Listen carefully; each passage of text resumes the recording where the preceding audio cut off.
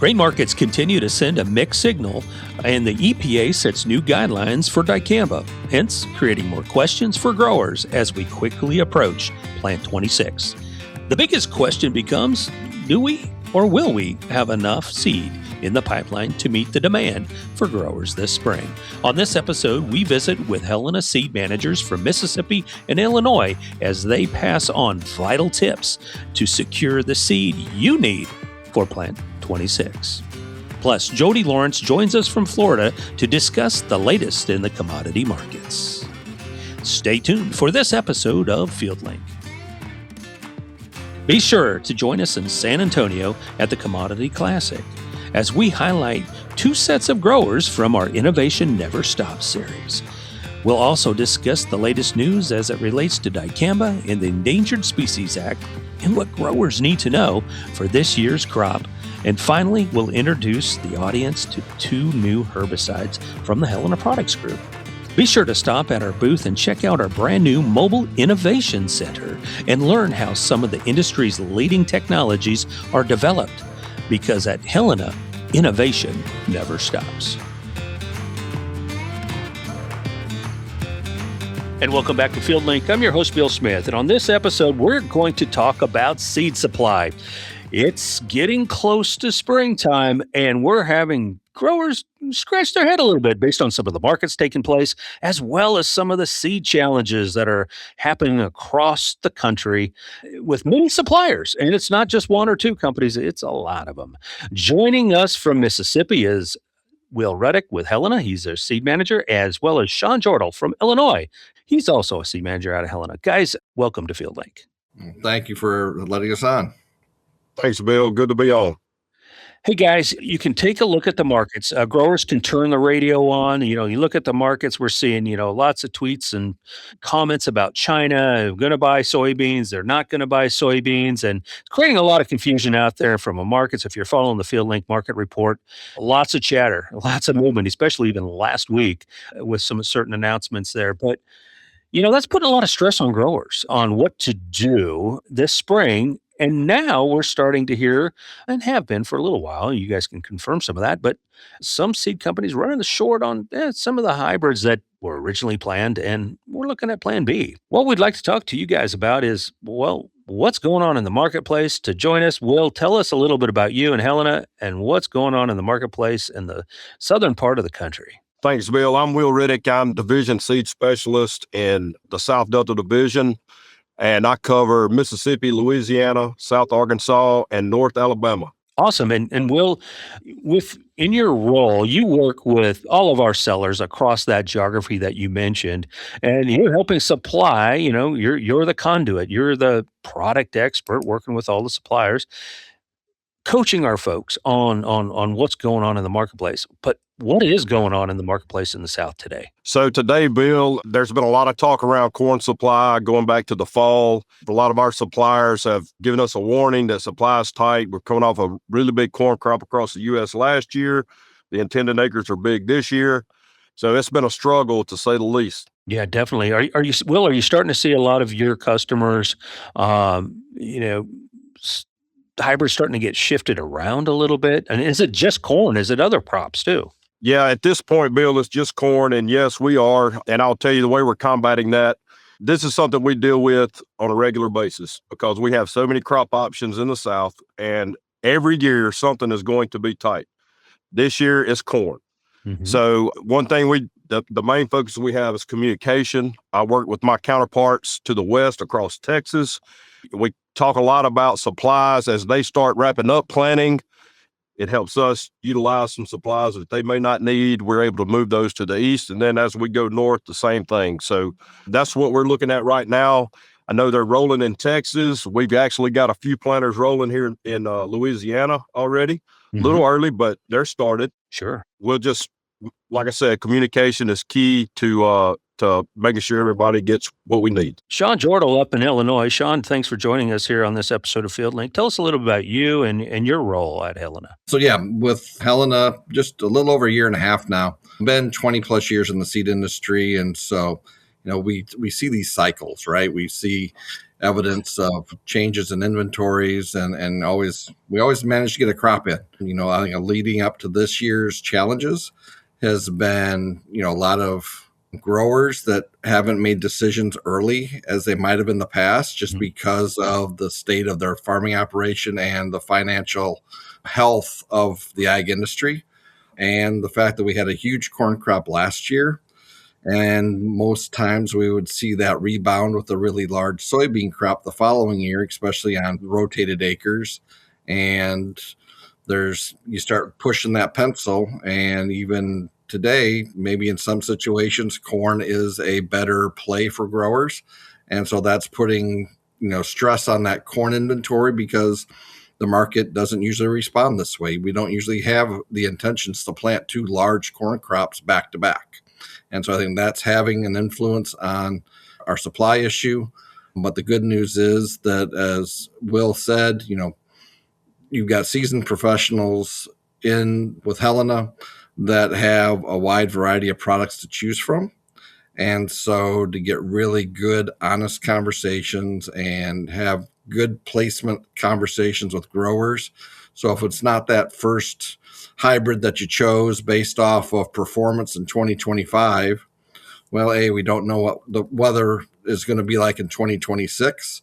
And so finding those alternative products that really just fit the environment, soil types, management styles, crop rotation, and I'm sure we'll be fine going back into the 2026 growing season. Yeah, Sean, I think that's really interesting. You're so right that there's probably some shortages, and a lot of growers are going to be impacted by that this year, just nature of the beast, right? But the second option is not always the worst option. Is because you farm one year and you have great success with that hybrid, the next year is a different year. You just never know. And, you and I talked a little bit about this. If the product's in the seed catalog, there's probably a pretty good chance it's a decent product. And kind of leaning on what Will mentioned, and I guess you both did, we're working with a lot of different suppliers. So we have a lot of options to put a really good quality hybrid on that grower's farm, his field, in that specific acre. Yeah, we work with good suppliers that have provided us with top-notch products. But we also can't underemphasize the fact that you've got a dedicated staff of seed specialists within the Helena organization, that this is what we do every day. Yeah. I mean, we look at if it's growing, we're looking at it, or we're talking to our suppliers about the positives and the negatives about the products. And so we can make sure that we have a next best fit for your farming operation, because at the end of the day, Helena's, if we don't make growers money, we don't stay in business. Right.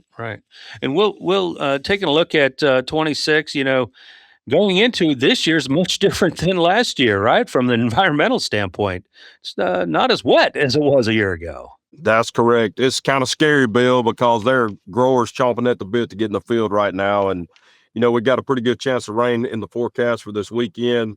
That will be very welcoming, because as you talk about supply, one of the worst things we can do is jump out and plant too early and have to rely on replants. And the situation we're in now, replants could be an issue. Boy, and you're so right. Your best shot is your first shot at growing yield. And nobody ever wants to get into the replant. Sometimes you have to, that's the card we deal. But boy, let's be as right as we can that first time right out of the gate. Well, are growers in your market looking at maybe transitioning? There's been some changes, some recent announcements, dicamba. How is that impacting, I guess, I don't want to call it confusion, but maybe some challenges or changes in seed choices for 26 in your market? Yep, absolutely. So, we got an announcement last week on the return of the in-crop dicamba label. Bill, we actually had growers last year plant corn because they were scared they wouldn't be able to control weeds. So some of those guys obviously are coming back on the soybean side this year. We're seeing a little rally in the soybean market this week. We continue to see fertilizer prices trend up, which that's making it worse to make that corn decision.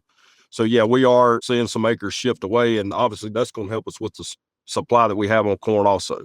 Are you feeling pretty confident about your soybean supply, Will? Yes, today. Obviously, that can change. If these corn acres continue to shift down, obviously that's going to put more pressure on bean supply, but we're prepared. Well, one of the crops that we haven't talked about is cotton. What's the trend looking like there? What's supply looking like, and what's just the overall tone at the farm gate as it relates to cotton? Yeah, so supply should not be an issue at all. I don't know where we're going to put the cotton seed that we have today. Mhm. Not a lot of talk around cotton today. Yeah, just looking at the market, unfortunately, just a little bit. It's tough to scratch one out there right now. But a lot of growers focusing on soybeans right now in the South, as well as corn. So, are you seeing some acres considering growers considering shifting in the North? I mean, I talked about this earlier. If the fall fertilizer's down, boy, you're planting corn. You're planting corn. For those acres that are not treated with fertilizer, are you seeing any shifting going on? There potentially could be. Like it or not, there has been land that has changed hands because of, you look online and some of the auction services, and they are full of land auctions right now. And so we've still got some of those taking place. And so if that does happen, depending on how soon or late that sale is, and the grower can get into that ground and prep it for spring, that might have an impact on what the soil fertility looks like, whether there's been any nitrogen put on, if there's been any tillage done. There's a whole layer of things that may have not happened in the fall and winter of 25 just because that land was going to be going up for sale. Like you said, Bill, if the nitrogen's on, pretty high degree of confidence that it's going to go to corn, but there's that chance that there's some flex acres out there that growers just maybe they didn't know where their finances were standing at the end of 2025, and they were still having to meet with their financial institution and pencil out what they were going to have to spend for this next crop year. And so there could potentially be a proportion of those acres that have had nothing done on them. Mm-hmm. And growers are still going to have the opportunity to make that decision on whether it's going to be corn or soybeans. Well, with the market the way it is, and like you mentioned earlier, things are starting to roll in Louisiana and certain parts of southern Texas for sure as well. What's some advice that you can give producers here as we stare down the barrel of maybe some seed shortage out there? What are some tips that you want to share with your producers and your market here over the next couple of weeks? So one, Bill, would be everybody wants the most high demand products on the market. And obviously there's never enough of those. Lean on us, lean on your guys at Helena to help you place these varieties right. We have a world of future plot data from the South with all of these products, multiple years. We can fine tune the recommendation and get the right variety in the right acre. That's number one. And number two is, watch the weather, wait till conditions are right. Don't go when it's too early. Stop before it gets too wet. A lot of those agronomic factors can mean the difference in a stand and no stand at the end of the day. Yeah, very important there. And when you mentioned the future plots, boy, that is a big piece of knowledge that the Helena sellers have that a lot of the other competitors out there in the marketplace don't have. Well, tell us a little bit more about the future plots and how that information can help your seed sellers help your growers this season. So, Bill, future plots, obviously we're looking at newer products coming to market that are available for sale, but I've got data from 2, 3, 4 years ago from products that are still on the market that we may be overlooking today. So Our guys are leaning on us. I'm having those conversations now with our sellers that we're going back and diving in the data from prior years that has some of the older products in it, make sure we get those and put those in the right spot and be successful. Yeah, the advantage of those future plots and that history that you just mentioned, Will, is you kind of have a report card for 2, 3, 4 years on those hybrids, some of those hybrids anyhow. And gosh, every year's different. You just never know what you're going to deal with, and there's just really a nice amount of information that can help you make better decisions. Correct. Sean, let's tell us from your perspective for growers in the Midwest and in the corn bean market. What are some tips that you want to share with those producers this year? Well, I would, echo Will's comment about, looking at future plots as they become available to look at this summer. Mm-hmm. Be in contact with your sales representatives at your different Helena locations and really get a good understanding of products. That kind of goes hand in hand with our Seed First program, mm-hmm. to where we give growers the opportunity to, make first initial decisions on some seed and try to get those things locked in so we can do a better job of forecasting and working with our seed partners on making sure we've got the right supply of the right products in-house to make sure that we don't have these challenges going forward. But as we try to work through this spring, it's dialogue. Have great communication, review the fields maybe one more time with your seed sellers, and making sure that we've just got the best product possible, and maybe rearranging things if necessary. If plan A looks like we might be able to massage it a little bit to free up some stuff or move it to a different location, then that'll help finding that alternative product to plant on those acres, even if it's a different crop altogether, if that's the way it shakes out. But flexibility and patience is always really key as we get into spring. There seems to be, seed does tend to show up as we go through the season, but it's always nice to have it in your own possession, so that way you're sure to have it when you need it and not be waiting at the fence row for someone to show up with a box of seed for you to help finish up a field or get started. So just making sure that we're having good communication and good transparency on what the expectations are as we get closer to the planters rolling. Really good advice from both of you. The common theme there for our listeners is communicate. Communication is really critical. And guys, I guess, understanding that at Helena, you got a team behind you that's looking out for you. We've got a lot of research that's being done on our part, looking at all the suppliers, some of their leading germplasm through our future plot system, and taking advantage of, some of those early programs like Seed First can definitely help you in the long term. So guys, I want to thank you for joining us on this episode of FieldLink as we prepare for Plant 26, taking some really important advice as the seed supply gets a little bit tight here as we're approaching planting season. Thanks, guys, for joining us. Thank you very much. Everybody have a safe spring. Thank you, Bill.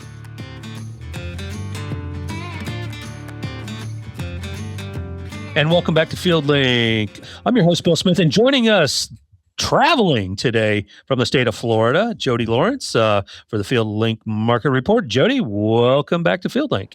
Thank you, Bill. Good to be back, and an off day to record this, so we have a little more time and we don't have anything crazy to have ruined our day to this point, at least from market news. So, well, it's President's Day. It's President's Day.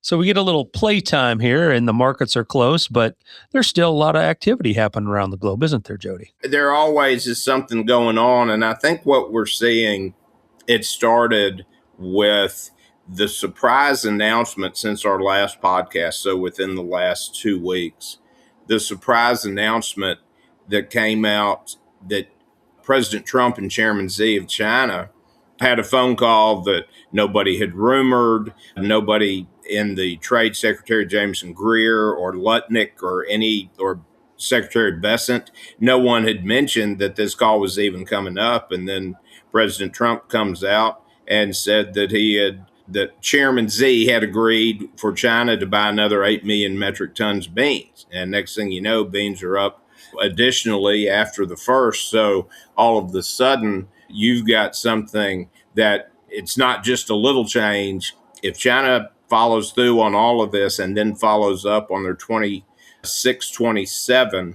new crop purchase, where they said they were going to try to get back to 24 million metric tons like they did before COVID, then that materially changes U.S. stocks. World stocks still really be about the same because it ends up being a game of musical chairs on the beans. Brazil will have them, but they'll shift. We'll have less of them and Brazil will have more of them, basically. So we'll just have to see how this plays out. But I think there's some legitimate big picture economic reason to think that even though the price of beans and the price of corn and cotton are extremely important to the U.S. farmer, they are a very small part of all of the trade that U.S. and China do. So if we can benefit as some leverage in this because of the big trade deal, then I'm all for it, because we certainly need to see some strength in the prices heading into the spring. Yeah, I think that's a really good point, Jody. Sometimes we get so consumed with the commodity prices, because that's what we're involved in. What's the price of beans and corn and cotton and so on and so forth. When we step back and think about how much the U.S. consumes from China and what China trades with us, our agriculture inputs are just a very small fraction, aren't they? Yeah, over the weekend when I was writing the comment, I did some research, and I'm going to throw out the asterisk that I got all of this off the internet. So I double and triple checked it, so I knew that it was at least in the ballpark. But China sells, all those Amazon boxes that fly to everybody's houses during the holiday season. China sells roughly $300 billion worth of their products just to the United States. And when you look at them saying, yeah, that's fine, we'll buy $12 billion worth of beans. And how I'm getting to $12 billion worth is the new 8 million metric tons. A million metric ton of bean is 36.7 million bushels. Multiply that by 8, and then by the time you work your way through it, and I use 1050 as the price that they're paying, even though I know that that's off, some here or there. You're only talking about 4% of their entire sales to the United States. So if you look at it, you take out, not product particular at all. Basically, what we're asking them to do is buy a very small fraction more in one area so that we will continue to buy at that 300 billion bushel pace, because China's economy has been so bad since COVID that honestly, if the U.S. just said, nope, we're going to put 400% tariffs on it, and the U.S. the U.S. consumers' buying habits changed, China would be in a world of hurt if they just lost 50 billion of what they sell to the United States. So I think this is kind of being swept under the rug by just ag people going, well, they've got too many beans and they can buy them cheaper from Brazil. But to me, and having talked to this to a bunch of people, it's a very small piece in a much, much, much bigger puzzle that we have to understand how it all fits together. I think it's a really good point when you start to really add it up. And President Trump has really pushed hard for this trade balance, and that's kind of been the tone, since he took over his administration, of having a balanced trade agreement. And when you step back and look at 300 billion, as you mentioned, and just this one small sector is potentially 12 billion just for soybeans. Boy, oh boy, there's a lot of room there for growth for other commodities, but also other products as well. Right. And if you look at it and you spread this out, because obviously, historically, the flow of how that China dealt with our cotton was that we would grow it, they would buy what we grew, we would boycott where that we believe there's either child labor or unfair human rights practices inside of China and Southeast Asia, then just buy back in the finished product, the finished cotton that we know is good that they grew or that we exported to them.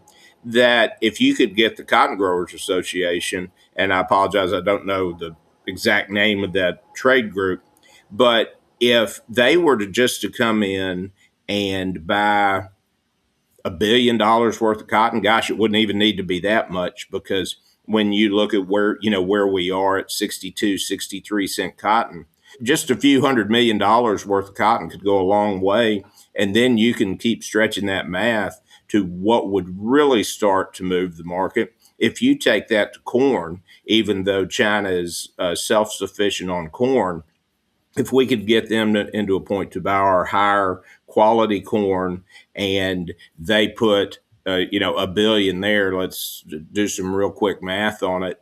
Let's say we sell it to them for $4. That, it's a little low, but for easy, we sell them 250 million bushels of corn, which is not a lot for $1 billion purchase. All of a sudden, there's 25, 30 cents on the rounding of rounding errors. Mm-hmm. on what we buy from China. So I'm getting more and more intrigued by this. And what I hope is, because clearly the Soybean Association got in the right person's ear in Washington and in the administration, if we could get the corn growers and the cotton growers trade representatives, or with the trade representatives, to say, hey, let's just have them throw a little money our way, because that would really be the thing. Yeah, that can really change the game, especially as we get ready for Plant 26. We've got a lot of questions still hanging out there for a lot of producers of what am I going to plant and what can I plant? And we cover a little of that in our episode here with our seed team of, gosh, what are some of the challenges we're facing as far as seed? But, the market demand is certainly going to play half a narrative or a chapter in that decision this year. Yeah, you don't think about it. You just think it's kind of like a loaf of bread until it snows in Memphis and Nashville, that you can just go in and get what you need when you're talking about corn seed or something like that. But talk to the same groups of people that I have, and if we got a significant shift out of cotton, and they may not be able to find the bean seed variety or the cotton seed variety that would work best, in Texas or in the southern plains, wherever the Delta, where that cotton is coming out of. And I think that's some other math too, that we have to wait and see how that kind of pans out, because whether any of the major seed companies, and I'm not going to throw anybody under the bus, is going to come out publicly and go, hey, we don't have enough seed to sell this year for whatever reason. Sure. They don't want to cause any sort of bad PR. Not that it would cause any sort of public outcry, but it would certainly be bad PR. And, I'm going to be curious to see how all of the acreage goes, and if the very best varieties are available for everybody that's going to want them. Yeah, there's a lot of things when it comes to hybrid and variety availability. Certainly market shifts is certainly a big one, but from time to time, some of that seed just doesn't germ out, doesn't meet the quality standards that are really, really important to perform for that producer. So creating a lot more questions out there, all the more reason that our listeners need to be really close to their Helena representative to make sure their cropping plans are matching their seed needs for 2026. Jody, let's shift down to South America. We talked a little bit about, some of the performance there, how it's going to impact the markets, but how's the weather doing? I mean, it's looking pretty good for the most part. It's looking pretty good. There was a dry stretch in January for Argentina and southern Brazil, but the rainy season moved far enough south to where over the past 2 to 3 weeks, they've gotten very normal, if not a little extra rainfall, and no temperature stress at all. So their crops are looking at a spot where they're going to finish extremely well. Argentina's a little bit, probably the closest parallel. When you say, okay, where will the U.S. farmer be 6 months from today? It'll be August 16th. And on August 16th, think about where your crops are. Obviously, they need moisture all the way until the end, but I think that's a really good way to think about it, especially when we talk about Argentina and drought stress. Add 6 months to where we are in the calendar, and then you'll know where their crops are for the most part. But they're in good shape.